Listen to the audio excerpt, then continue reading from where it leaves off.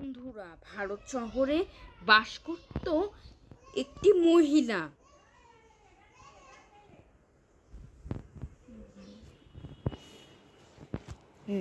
এবং তার একটি পুত্র সন্তান ছিল। তো সে অনেক অসহায় ছিল, তার স্বামী মারা যায় এবং সে তার সন্তানের অনেক যত্ন করে। যখন সে তার সন্তানকে তার কাছে রেখেই কাজ করে, সে কিন্তু অনেক কান্না করে এবং যখন সে কিছু করতে চায় তখন তার নাক দিয়ে রক্ত বের হয়।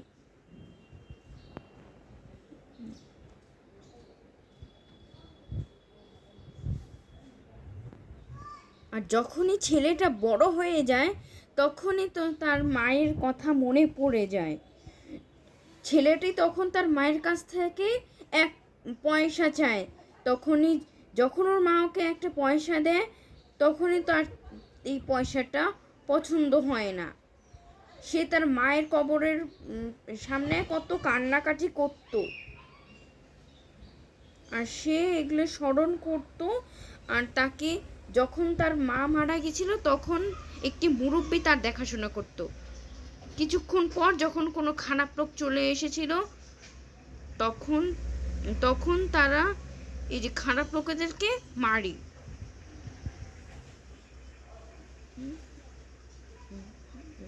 কারণ সে তার মায়ের মৃত্যুর প্রতিশোধ নিয়েছিল। যখন তারা একটি বাচ্চাকে দেখতে পায় তখন তারা বাচ্চাটার দিকে গান ছুঁড়ে মারে, তার দিকে বুলেট দিয়ে দেয়। সেখানেই বাচ্চাটা মারা যায় এবং তার হাত থেকে একটা বল পড়ে যায়।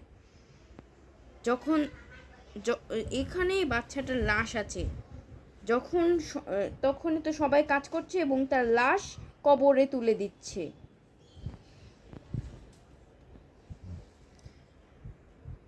তারপরে এই ছেলেটি তখনই ওর মায়ের লাশ ধরে কান্নাকাটি করে।